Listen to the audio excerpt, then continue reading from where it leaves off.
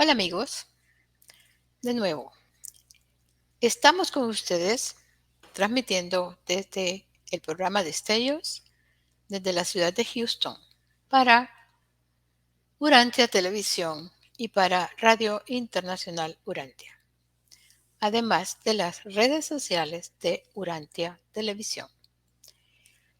Este mes de enero lo hemos dedicado a releer y reflexionar sobre la vida de Jesús, desde su infancia, los años posteriores de su niñez y luego ya la parte de la adolescencia, y ahora vamos a terminar con ese periodo de niñez y de adolescencia con el tema de los años cruciales en la vida de Jesús.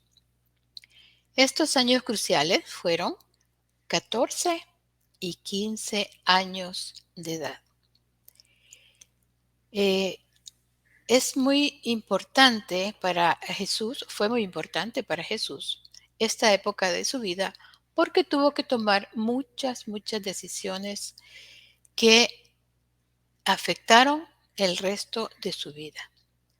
Llegó a una madurez, llegó a tomar decisiones importantes.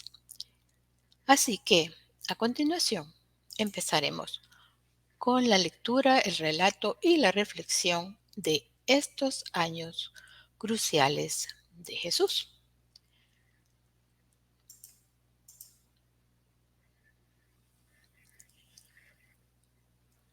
Empezaremos entonces diciendo lo que nos comenta el libro de Urantia en el documento 126, que nos dice: de todas las experiencias de la vida terrenal de Jesús, los años 14 y 15 de su vida fueron los más cruciales. Estos 2 años, después de que comenzara Jesús a cobrar conciencia de su divinidad y destino, y antes de que lograra un alto grado de comunicación con su ajustador residente, fueron los más atribulados de su extraordinaria vida en Urantia. En este periodo de 2 años, el que debería llamarse la gran prueba, la verdadera tentación, ningún joven humano, al experimentar las confusiones y los problemas de adaptación inherentes a la adolescencia, hubo de someterse jamás a una prueba más crucial que aquella por la que pasó Jesús durante su transición de la niñez a la juventud. Este importante periodo en el desarrollo juvenil de Jesús comenzó al término de su visita a Jerusalén y a su regreso a Nazaret. Al principio, María estaba feliz con la idea de haber nuevamente recobrado a su hijo, de que Jesús había vuelto al hogar como hijo obediente, como siempre lo había sido, y que de ahí en adelante sería más receptivo a los planes de ella para su vida futura.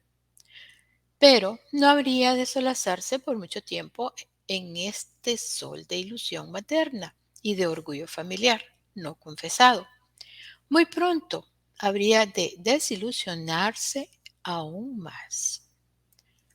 Como toda madre, como toda madre, María había puesto sus esperanzas en Jesús, porque ella sabía que era el hijo de la promesa, pero ella pensaba siempre que iba a liberar al pueblo de Israel, al pueblo judío, de la esclavitud del Imperio Romano y que iba a ocupar un puesto como importante, como rey, como príncipe para el pueblo judío. Pero esto parece que María no entendió nunca que no era esa la función, la misión que tenía su divino hijo. Pero como toda madre, nunca perdía las esperanzas.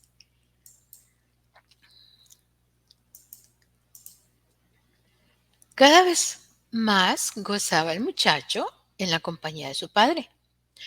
Cada vez acudía menos a ella con sus problemas. Al mismo tiempo, ambos padres cada vez más tenían dificultades en entender las frecuentes fluctuaciones de Jesús entre los asuntos de este mundo y la contemplación de su relación con los asuntos de su padre. Francamente, aunque no lo comprendían, lo amaban tiernamente.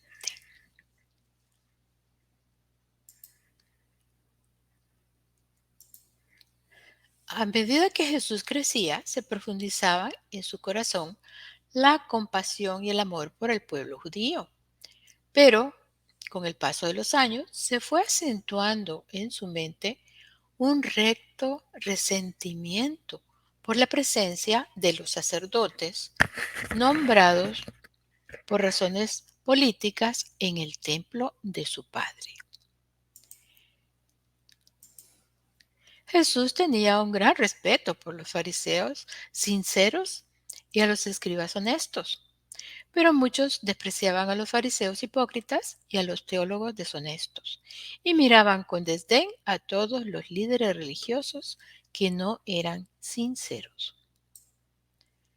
Cuando escudriñaba el liderazgo de Israel, le tentaba a veces contemplar la posibilidad de convertirse en el Mesías que esperaban los judíos, pero nunca cayó en esa tentación.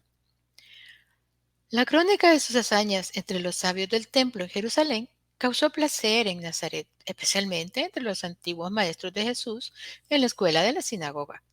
Durante un tiempo, las alabanzas andaban en labios de todos. La aldea entera relataba su sabiduría y su conducta ejemplar cuando niño y predecía que estaba destinado a convertirse en un gran líder de Israel. Finalmente saldría de Nazaret de Galilea un maestro verdaderamente superior. Todos ellos anhelaban el momento en que Jesús cumpliera sus 15 años, porque entonces se le permitiría leer regularmente las escrituras en la sinagoga durante los servicios de los sábados. Entramos a la parte de su 14º año, que era realmente el 8º año después de Jesucristo. O sea, realmente el calendario andaba eh, diferente al calendario que nosotros tenemos, ¿no? O sea, nuestro calendario tiene un error de años en ese aspecto. En el año calendario de su 14 cumpleaños, había aprendido muy bien a hacer yugos y también sabía trabajar la lona y el cuero. También se estaba convirtiendo rápidamente en carpintero y ebanista experto, así como su padre José, claro. Ese verano frecuentemente trepaba a la cima de la colina situada al, noroeste de Nazaret para orar y meditar. Gradualmente iba cobrando más y más conciencia de la naturaleza de su auto-otorgamiento en la tierra. Esta colina había sido, poco más de 100 años antes, el lugar alto de Baal. Ahí se encontraba la tumba de Simeón, renombrado santo varón de Israel. Desde la cima de la colina de Simeón, Jesús dominaba Nazaret y todo el campo circundante. Divisaba Megiddo y recordaba la historia del ejército egipcio que ahí ganó su primera gran victoria en Asia, y cómo posteriormente otro ejército como este derrotó al rey Josías. Haciendo aquí un paréntesis, eh, recordemos que el rey Josías vino siendo ya el último rey de Israel. Ahí terminó el reinado de los reyes de Israel, porque vinieron otras situaciones posteriores que ya terminaron con esa secuencia de reyes.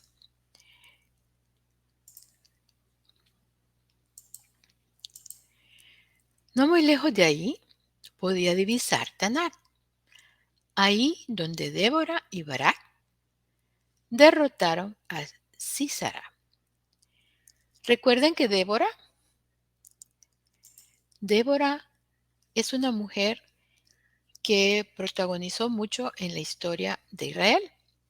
Ella era una jueza y una sacerdotisa que lideraba también el pueblo de Israel y animaba a los israelitas con cantos que alababan al Padre.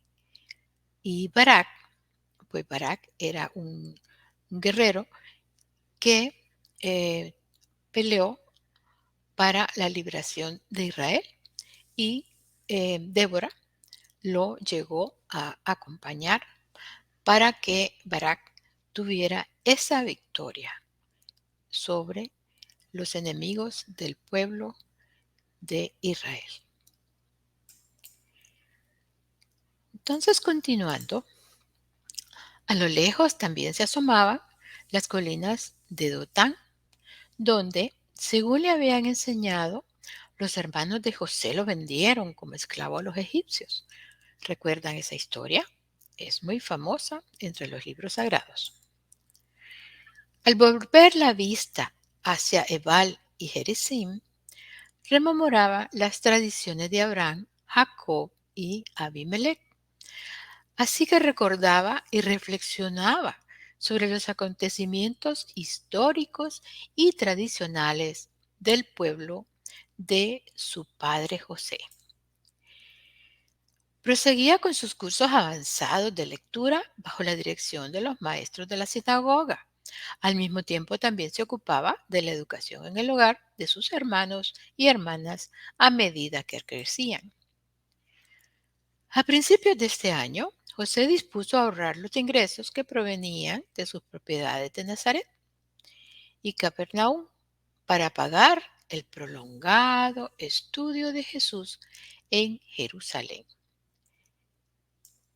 puesto que se había planeado que Jesús vaya a Jerusalén en agosto del año siguiente, después de cumplir sus 15 años. Pero ya para comienzos de este año, abrigaban José y María frecuentes dudas acerca del destino de su hijo primogénito.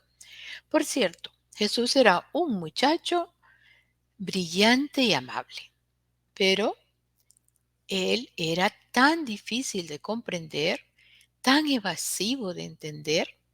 Además, nada acontecía que tuviera visos de extraordinario o de milagroso. Decenas de veces esta madre orgullosa había esperado ansiosamente, casi sin respirar, un gesto sobrehumano, una acción milagrosa de su hijo. Pero siempre estas esperanzas anhelantes se habían visto destruidas, dando paso a la desilusión más cruel. Esta situación era desalentadora, aún descorazonadora. La pobre María, ¿cuántas ilusiones frustradas sentía? Ella estaba convencida por la visita de Gabriel, por toda la historia que se confabulaba y que demostraba que Jesús era el hijo de la promesa que todos esperaban. Pero seguía esperando y seguía desilusionándose cada vez más, y le invadía ese desaliento y le invadía también esa tristeza de ver que Jesús no entendía lo que ella deseaba que él hiciera. El pueblo devoto de aquellos tiempos creía sinceramente que los profetas y los hombres de promesa manifestaban siempre su misión y establecían su autoridad divina por realizar milagros y por hacer maravillas. Pero Jesús no hacía nada de eso, por lo cual la confusión de sus padres se acrecentaba con el paso del tiempo al contemplar el futuro de este hijo. De muchas maneras se reflejaba en el hogar la situación económica más desahogada de esta familia de Nazaret, siendo una de ellas la aparición de mayores cantidades de tablillas blancas lisas que se usaban como pizarras en las que se escribía con carbón. También pudo Jesús reanudar sus clases de música, pues le encantaba tocar el arpa. A lo largo de este año puede decirse en verdad que Jesús creció en el favor de los hombres y de Dios. Las perspectivas de la familia parecían buenas, el futuro parecía resplandeciente. Pero entramos a la parte donde se relata la muerte de José, que afectó tantísimo a la familia en todos los aspectos. Afectó esta muerte de José en la parte económica, en la parte emocional y en los planes futuros que habían hecho para Jesús. Esto fue realmente, podríamos llamar una catástrofe. Todo marchaba bien hasta aquel aciago martes 25 de septiembre. Ese día, un mensajero proveniente de Séforis trajo a esta casa nazarena la trágica noticia de que José, mientras trabajaba en la residencia del gobernador, había sufrido graves lesiones al desmoronarse una cabrilla. El mensajero de Séforis, camino a la casa de José, se detuvo en el taller, donde informó a Jesús del accidente de su padre. Ambos fueron juntos a la casa para llevar esa triste noticia a María. Jesús quería ir inmediatamente a ver a su padre, pero María no quiso entender razones, excepto que solo sabía que debía correr a estar junto a su marido. Decidió que iría a Séforis en compañía de Santiago, por entonces de 10 años de edad, mientras que Jesús se quedaría en la casa cuidando a los niños más pequeños hasta su regreso, pues no sabía cuán grave era el estado de José. No, pero ¿qué pasa? Que José murió como consecuencia de sus lesiones antes de la llegada de María. Y claro, lo trajeron a Nazaret y al día siguiente fue enterrado junto a sus padres. Qué tristeza. En el preciso momento en el que el futuro parecía sonreírle lleno de buenas perspectivas, una mano, al parecer cruel, había derribado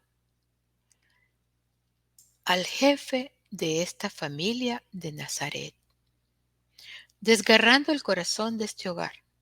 los planes para Jesús y para su educación futura quedaron destruidas. Este joven carpintero, que acababa de cumplir 14 años, despertó a una cruel realidad. No solo tendría que cumplir con el mandato de su Padre Celestial, o sea, revelar la naturaleza divina en la tierra y en la carne, sino que en su joven naturaleza humana debería asumir también la responsabilidad de su madre viuda y de 7 hermanos y hermanas, y de la que aún no había nacido. En esos momentos, Ruth todavía no había nacido, pero María ya estaba esperándola. Imagínense qué dolor y qué trauma, cómo le habrá llegado ese sentimiento tan doloroso a esa niña en el vientre de María. Sentir que había perdido a un padre que nunca llegó a conocer, pero que gracias a Dios Jesús pudo ser un padre para ella, como nos lo relatan a continuación. Sigamos entonces con este relato. Este joven nazareno se convirtió de golpe en el único sostén de la familia,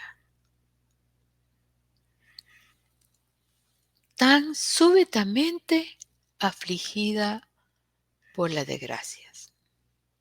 Qué tristeza, caramba, qué tristeza y qué problemas, ¿no?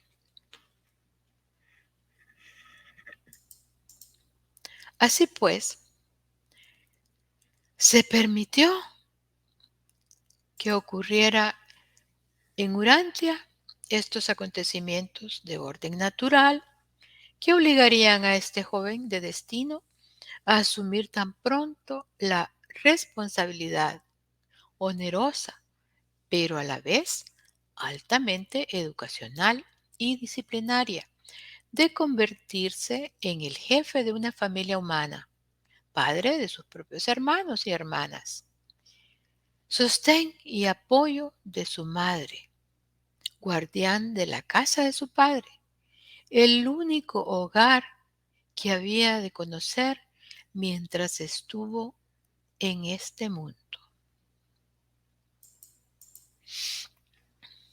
Jesús supo aceptar con buena disposición las responsabilidades caídas tan súbitamente sobre sus hombros y cumplió fielmente con estas obligaciones hasta el fin.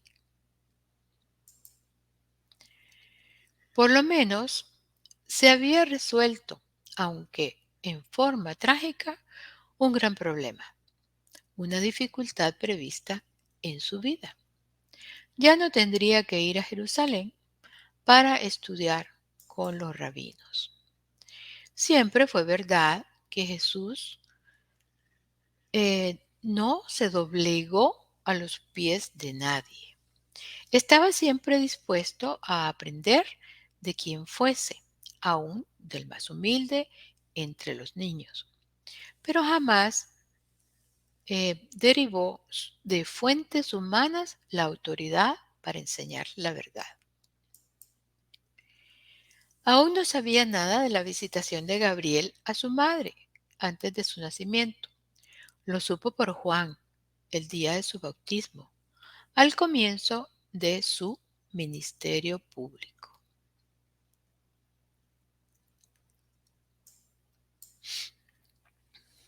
Según pasaban los años, este joven carpintero de Nazaret valoraba cada vez más las instituciones de la sociedad y las costumbres religiosas con un criterio invariable. ¿Qué es lo que hace por el alma humana? ¿Acerca a Dios al hombre? ¿Acerca el hombre a Dios? Buenas preguntas, ¿verdad? Aunque el joven no había abandonado por completo el aspecto recreativo y social de la vida, cada vez más dedicaba su tiempo y su energía a solo dos fines: el cuidado de su familia y la preparación para hacer en la tierra la voluntad celestial de su Padre. En las noches de invierno de este año, los vecinos se hicieron el hábito de aparecerse por la casa para escuchar a Jesús, a tocar el arpa, a relatar historias, porque el mancebo era un narrador magistral, y leer las escrituras en griego también. Los asuntos económicos de la familia seguían andando bastante bien, pues había quedado una suma considerable de dinero en el momento de la muerte de José. Jesús no tardó en demostrar que poseía un agudo sentido de los negocios y sagacidad en los asuntos financieros. Era liberal, pero frugal, ahorrativo, pero generoso, y demostró ser un administrador prudente y eficaz de la herencia de su padre. Veamos qué pasó entonces en el 15º año, o sea, el año 9 después de Jesús.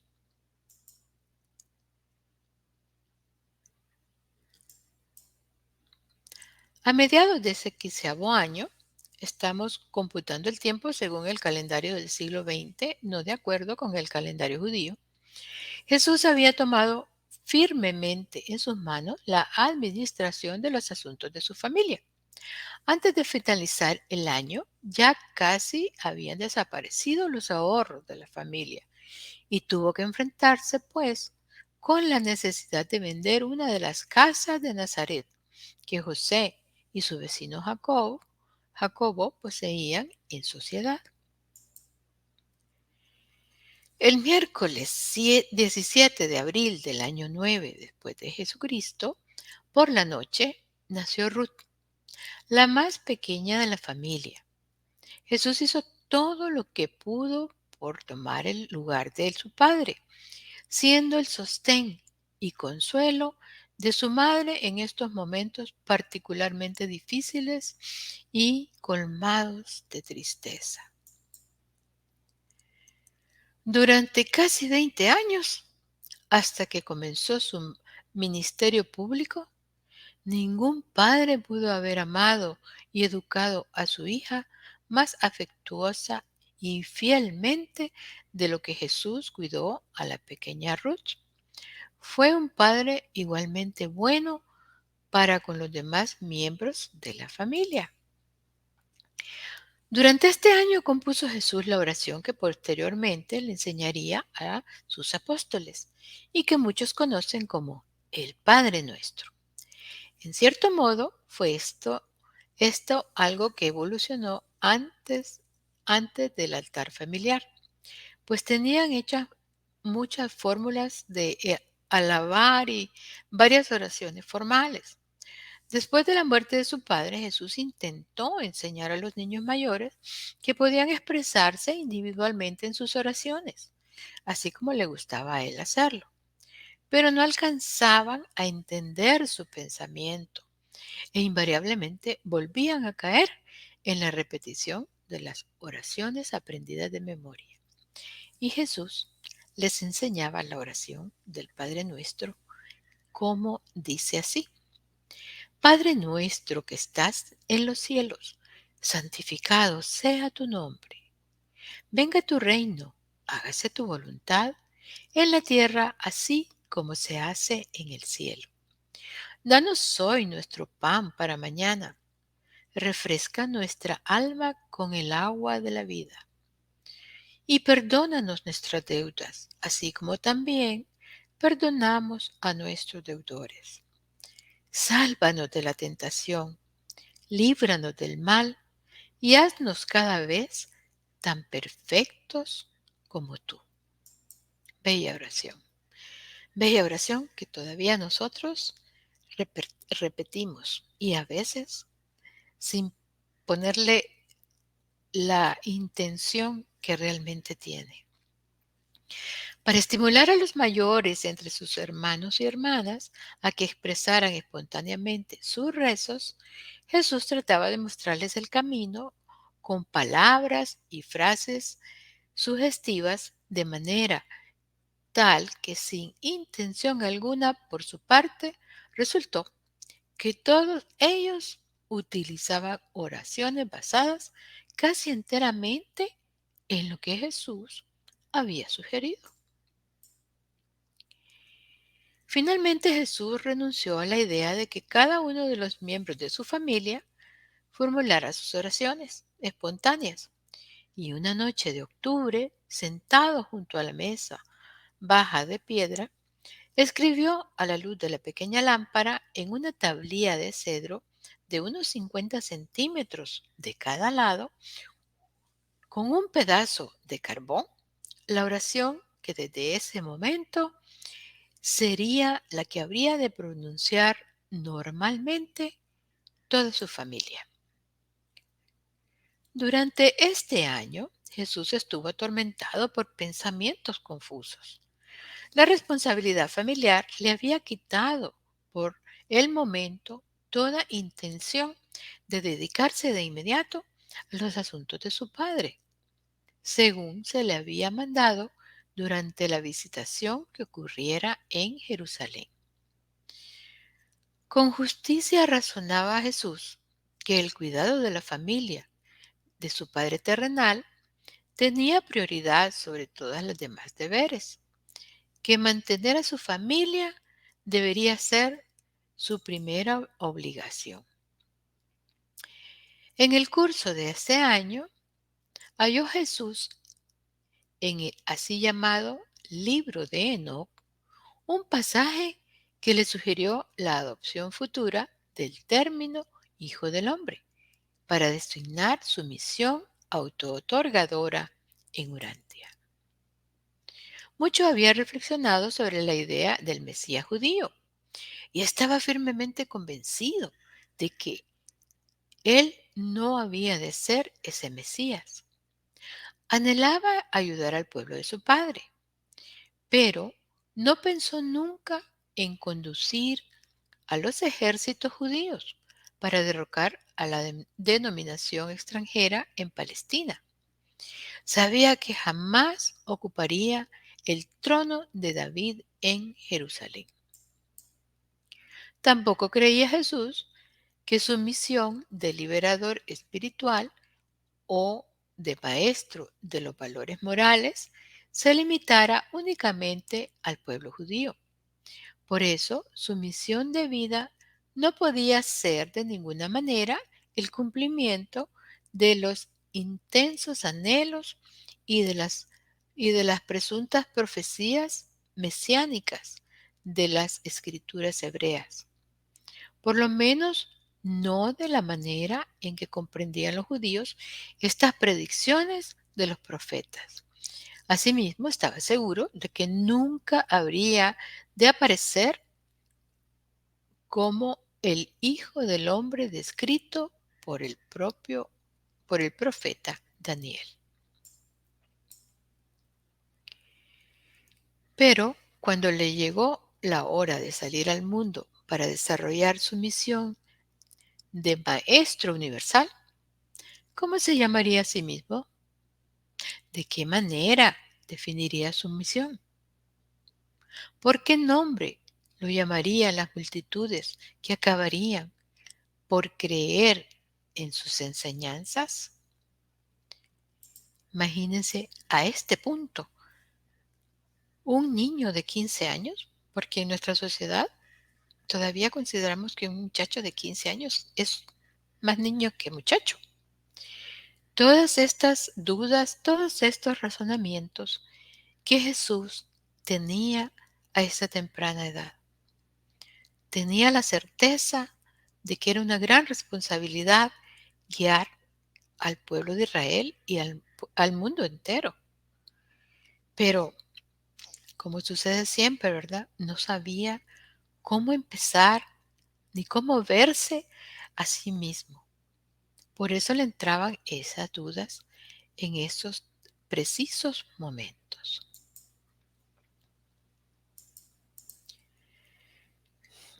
Mientras le daba vueltas y más vueltas a estos problemas en su mente, encontró en la biblioteca de la sinagoga de Nazaret, entre los libros apocalípticos que había estado estudiando, este manuscrito llamado el libro de Enoc. Y aunque estaba seguro de que no había sido escrita por el Enoc de antaño, le resultó muy interesante y lo leyó y releyó muchas veces.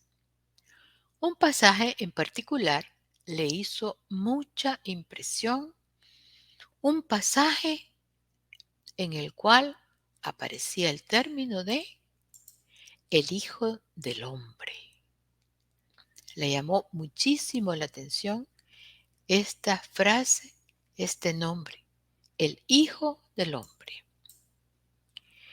El autor del libro de Enoc hablaba del Hijo del Hombre, describiendo la obra que habría de hacer en la tierra y explicando que este Hijo del Hombre, antes de descender a esta tierra para salvar a la humanidad, había caminado por los atrios de la gloria celestial junto a su Padre, el Padre de todos, y que le había dado la espalda a la majestad y a la gloria para descender a la tierra con el fin de proclamar la salvación a los mortales necesitados. Jesús leía estos pasajes, sabiendo muy bien que gran parte del misticismo oriental entremezclado con esas enseñanzas era falaz. Sintió en su corazón y reconoció en su mente que de todas las predicciones mesiánicas de las escrituras hebreas y de todas las teorías acerca del liberador judío, ninguna estaba tan cerca de la verdad como este relato escondido en las páginas del libro de Enoc, solo parcialmente acreditado.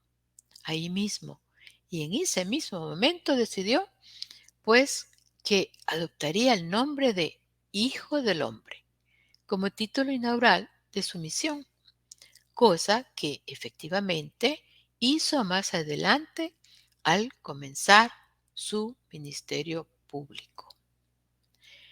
En este punto a mí se me aclara una duda. Yo siempre pensaba, ¿por qué Hijo del Hombre? Bueno, es hijo de Dios y es hijo del hombre porque es hijo de María. Entonces yo asociaba el título este, Hijo del Hombre, porque era hijo de María y María era humana. Pero releyendo este libro de Urantia, aquí lo aclaran los reveladores. Jesús lo tomó del libro de Enoc porque le llegó al corazón esa frase. Es que realmente esa frase estaba escrita para Jesús. ¿No había alguien más que le quedara mejor? El Hijo del Hombre. Ya todas las predicciones lo indicaban como que él era el poseedor de ese nombre tan glorioso. Realmente, el Hijo del Hombre, y así se le llamó. Jesús tenía una habilidad infalible para reconocer la verdad, y aunque vacilaba en abrazar la verdad, no importaba de cuál fuente pareciera emanar.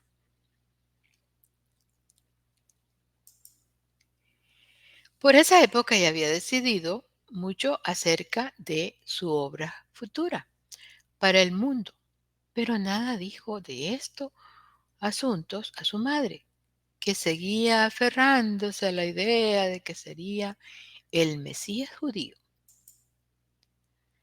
La gran confusión de la época juvenil de Jesús volvió a surgir en estos momentos, habiéndose definido, en cierto modo, la naturaleza de su misión en la tierra: ocuparse de los asuntos de su Padre, revelar para toda la humanidad la naturaleza amorosa de su Padre. Nuevamente se puso a discurrir las muchas declaraciones de las Escrituras que se referían a la venida de un libertador nacional, un maestro o un rey judío. ¿A qué acontecimientos se referían estas profecías? ¿Acaso no era él judío? ¿Lo era o no lo era? ¿Era o no era él de la casa de David? Su madre afirmaba que lo era. Su padre había dictaminado que no lo era. Él decidió que no, pero ¿habrían confundido los profetas la naturaleza y misión del Mesías? Todo esto se lo preguntaba Jesús a tan temprana edad. Después de todo, ¿acaso era acaso posible que su madre tuviera razón? En la mayoría de los casos, cuando habían surgido diferencias de opinión en el pasado, ella había tenido la razón. Si es cierto que él sería un nuevo maestro y no el Mesías, ¿cómo haría para reconocer al Mesías judío si apareciese éste en Jerusalén durante el tiempo de su misión terrestre? Más aún, ¿cuál habría de ser su relación con este Mesías judío? Después de emprender su misión en la vida, ¿cuál habría de ser su relación con su familia, con la comunidad y con la religión judía, con el imperio romano, con los gentiles y sus religiones? Mm, Miles de preguntas en esa cabecita. Cada uno de estos problemas importantísimos pasaban por la mente de este joven Galileo, quien las consideraba seriamente mientras seguía trabajando en su banco de carpintero, ganándose laboriosamente la vida y ganándosela para su madre y para las 8 bocas hambrientas de sus hermanos. Antes del fin de este año, María vio que los fondos de la familia disminuían. Delegó la venta de palomas a Santiago, compraron una segunda vaca y con la ayuda de Miriam comenzaron a vender leche a sus vecinos de Nazaret.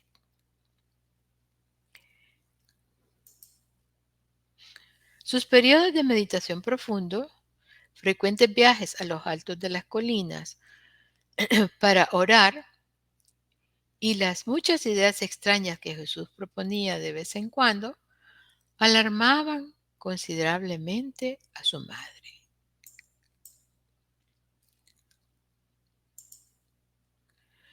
A veces ella pensaba que el joven estaba fuera de sí, pero se tranquilizaba al recordar que él era, después de todo, un hijo de promesa y de alguna manera diferente de los otros jóvenes.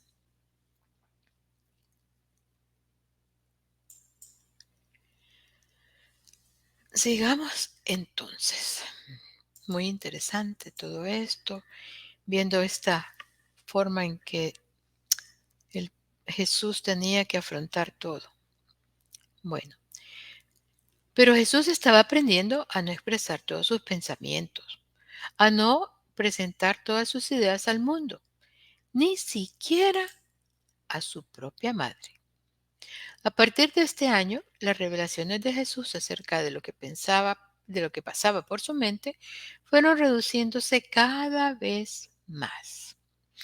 Cada vez hablaba menos de asuntos incomprensibles para una persona corriente cuya mención pudiera llevar a otros a considerarlo raro, diferente del común de la gente.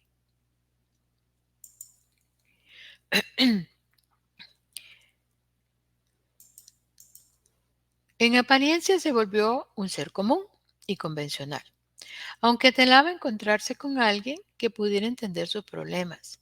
Deseaba tener un amigo fiel y de confianza. pero sus problemas eran demasiado complejos para la comprensión de los seres humanos que lo rodeaban. La singularidad de su situación especial le obligó a soportar a solas el peso de sus cargos. Imagínense que Jesús vivió la soledad realmente. ¿Cuántas veces nosotros necesitamos expresar lo que sentimos, lo que pensamos, aunque no nos den alguna opinión, aunque nos solamente sirva para que nos oigan? Porque al oírnos nosotros mismos hablar en forma verbalmente, pues entonces nos escuchamos y nos retroalimentamos. Pero Jesús no contó con esa persona a la cual él podía confiarse y hablar abiertamente sobre todas estas dudas que lo acongojaban en esta etapa de su vida.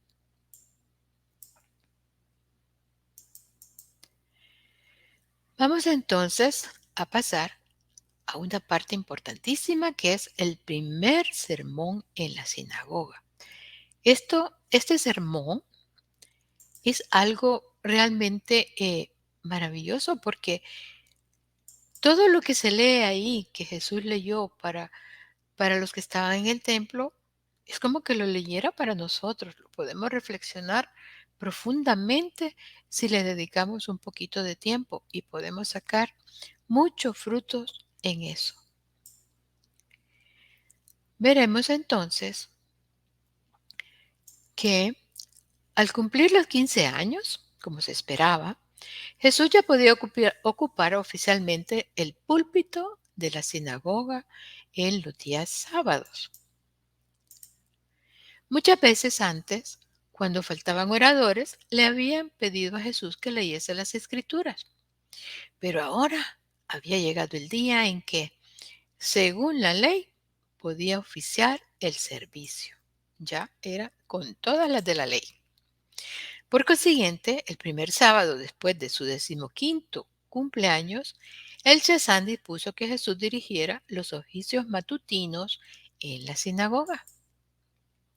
Cuando todos los fieles en Nazaret se hubieran congregado, el joven, haciendo su selección de las escrituras, se levantó y comenzó a leer.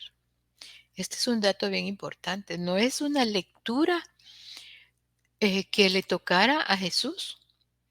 Él seleccionó precisamente esta lectura porque tenía un mensaje importantísimo que él quería dar a todos los que estaban ahí en el templo esperando la lectura de estas escrituras sagradas. Entonces Jesús empezó a leer de la siguiente manera. El Espíritu del Señor Dios está sobre mí, porque me ungió el Señor.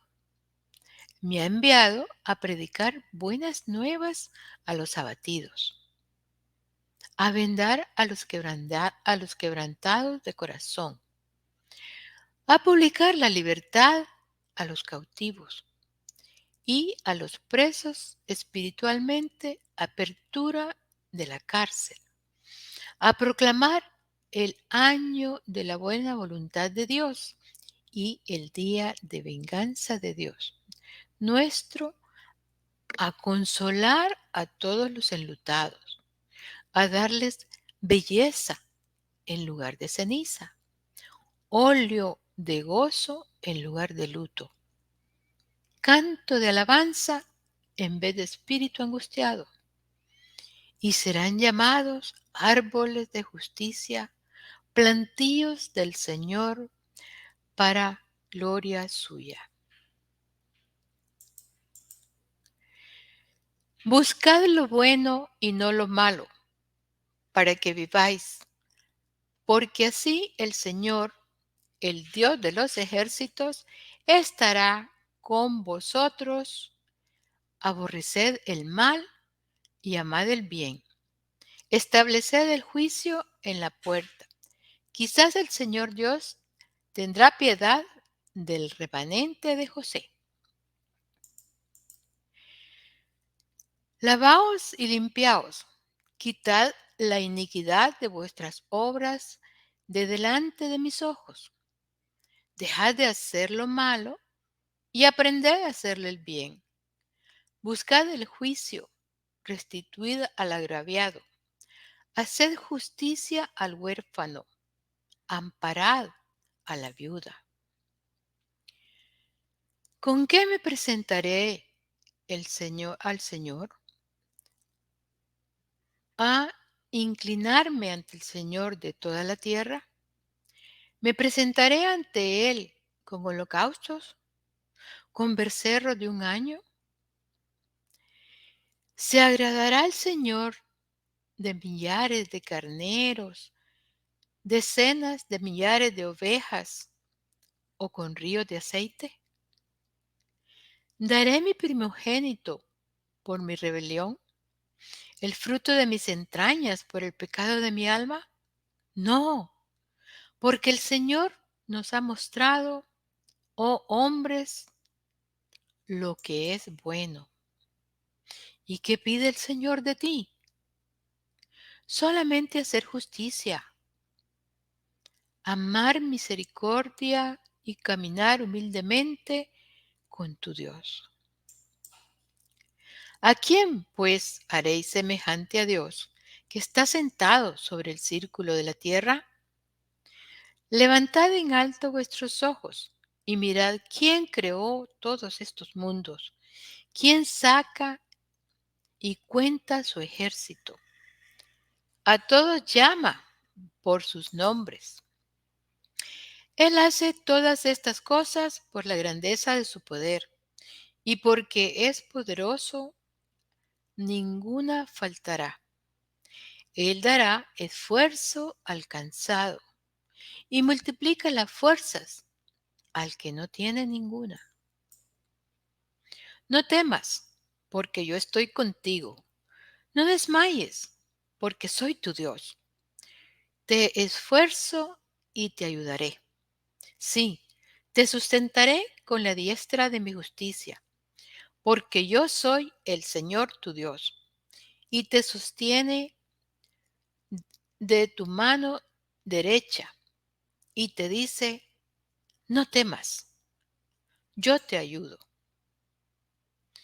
Y vosotros sois mis testigos, dice el Señor, y mi siervo que yo escogí para que me conozcáis y creáis en mí, y entendáis que yo soy el Eterno, yo, solo yo soy el Señor, y fuera de mí no hay quien salve. ¡Wow! ¡Qué lectura! ¿No les parece que nos llega también a nosotros? Nos hace reflexionar, nos da fuerza, nos abre los ojos, nos abre los ojos sobre la grandeza de nuestro Padre. ¿Habrá tenido ese resultado Jesús con todos los que escuchaban? Me imagino que sí. Él tenía esa voz persuasiva, llena de autoridad y de verdad. ¿Acaso no puede abrirse un corazón así? ¿Acaso no puede abrirse una mente de esa manera? Yo creo que todos en el templo estaban, que no perdían palabra, estaban emocionadísimos. Después de leer así se sentó y la gente se fue a sus casas discurriendo las palabras que con tanto donaire les había leído. Nunca le habían visto los de su pueblo tan magníficamente solemne. Nunca le habían oído leer con una voz tan apremiante y tan sincera. Nunca lo habían observado tan decidido y maduro, con tanta autoridad. Ese mismo sábado por la tarde escaló Jesús la colina de Nazaret en compañía de Santiago. Al regresar al hogar, Jesús escribió con un carbón sobre 2 tablillas los 10 mandamientos en griego. Luego Marta coloreó y adornó estas tablillas y durante mucho tiempo estuvieron colgadas en la pared del, sobre el pequeño banco de trabajo de Santiago. Y también a la par de esta apertura espiritual, el abrirle los ojos a los ciegos espiritualmente, también tenía Jesús que ver cómo estaba su familia, de qué manera había que sustentarla. Y en esto es lo que se le llama en el libro de Urantia la lucha financiera.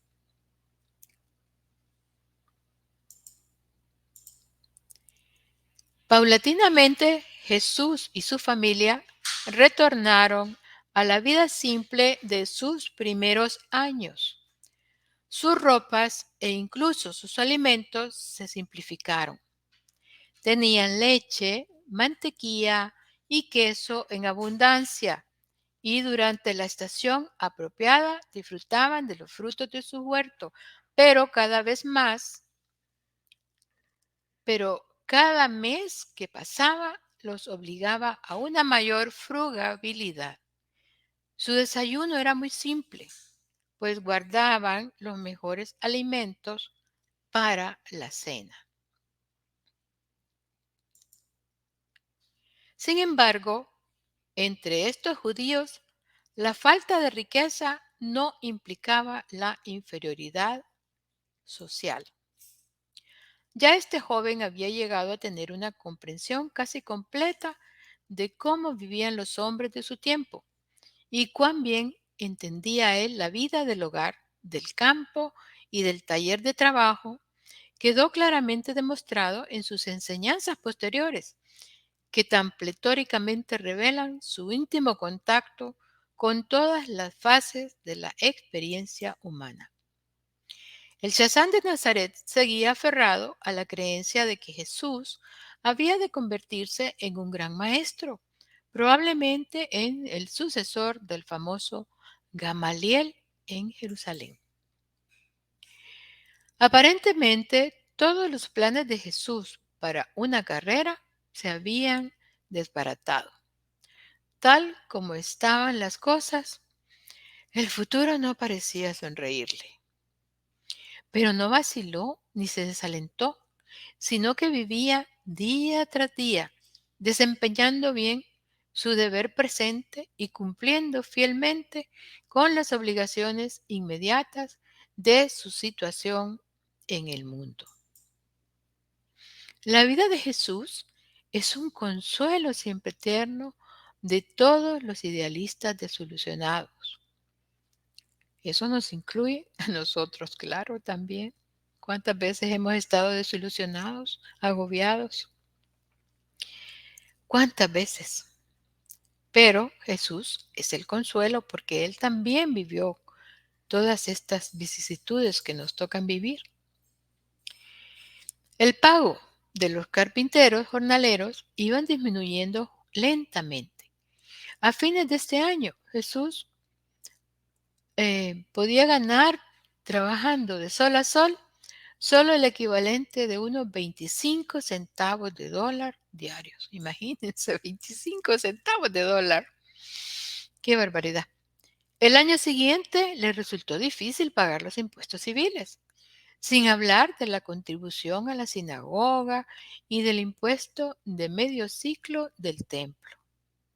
El recaudador de impuestos intentó sacarle aún más dinero a Jesús durante este año, llegando hasta amenazar con llevarse su arpa.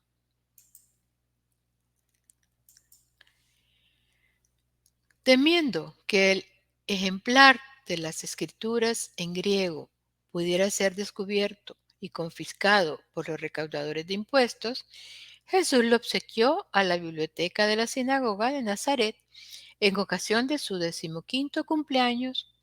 Fue esta su ofrenda de madurez al Señor.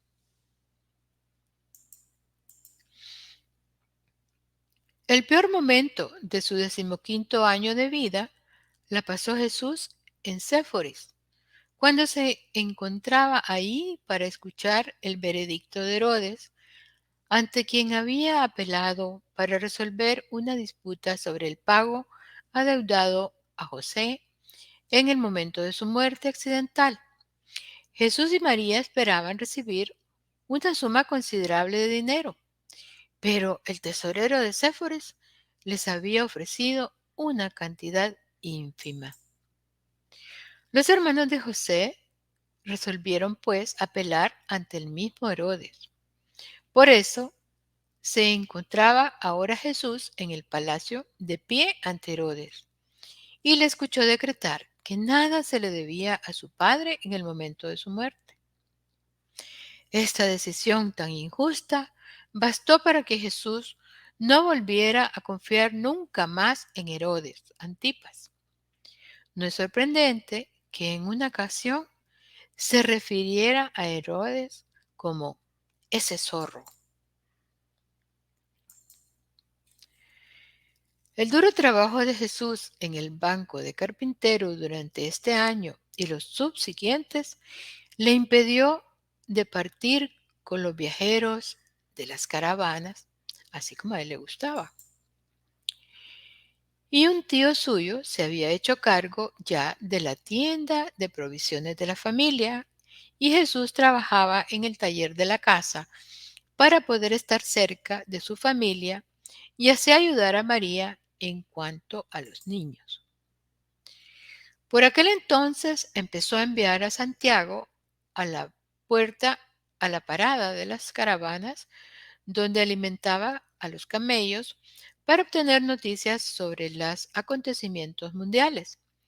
De este modo, intentaba Jesús mantenerse al día.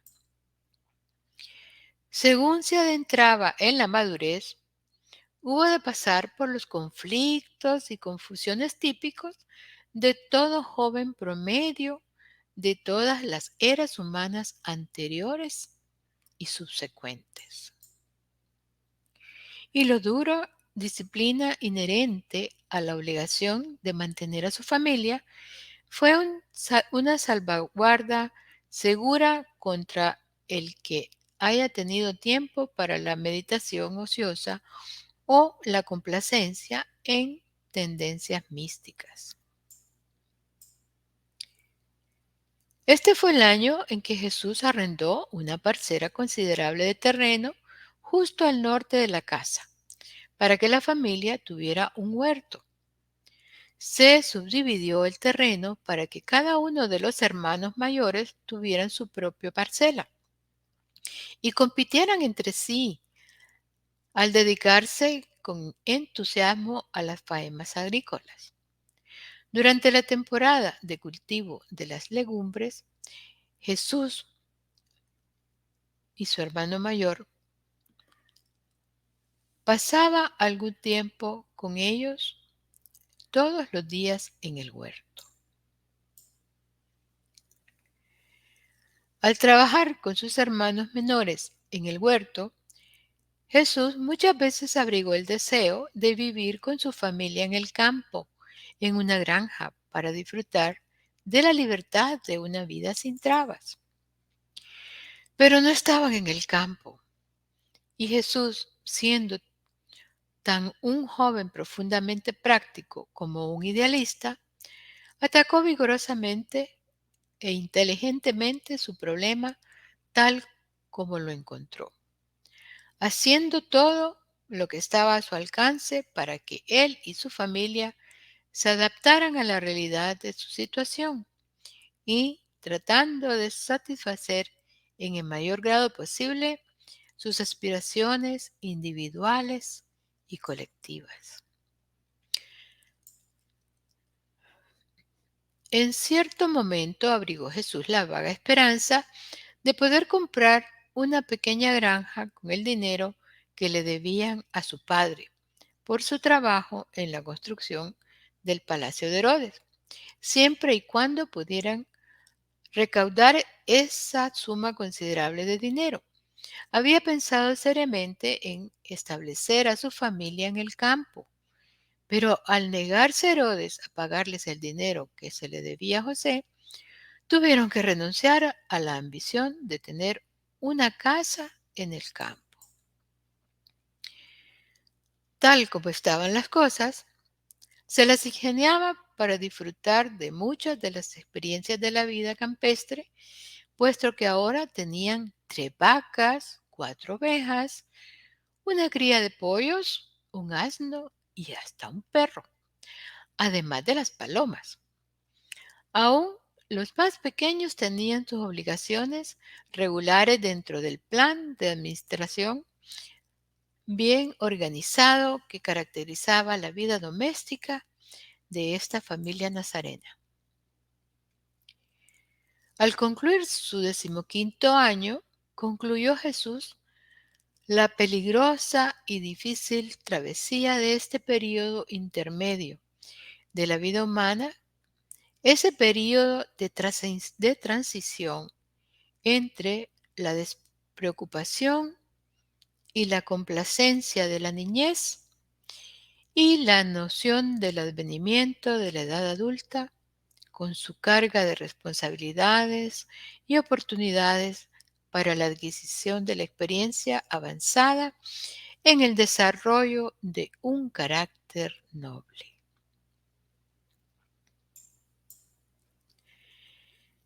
Y así, ya había cumplido el periodo de crecimiento mental y físico, ahora comenzaría la verdadera carrera de este joven nazareno. Esto es, hasta aquí llega el relato de este documento del libro de Urantia. Aquí ya termina todo lo que es la niñez y la adolescencia de Jesús y ya va él a empezar su preparación y su misión.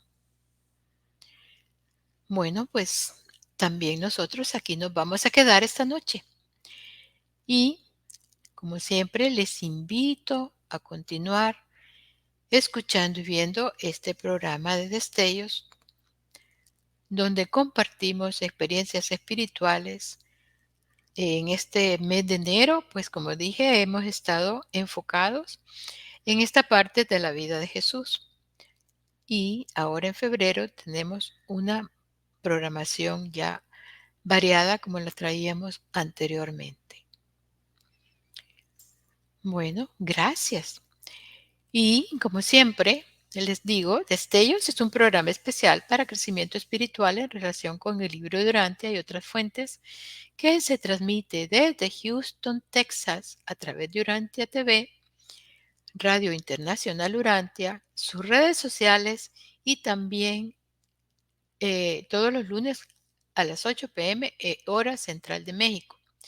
Y su repetición en diferido es a las 3 de la mañana los días martes, siempre hora central de México, facilitando así a nuestros amigos urantianos en España y otros lugares del mundo el que puedan ver y escuchar el programa a una hora apropiada para ellos. Gracias por su preferencia. Y les dejamos aquí el código QR para que puedan acceder a todas las grabaciones de los programas de Destellos.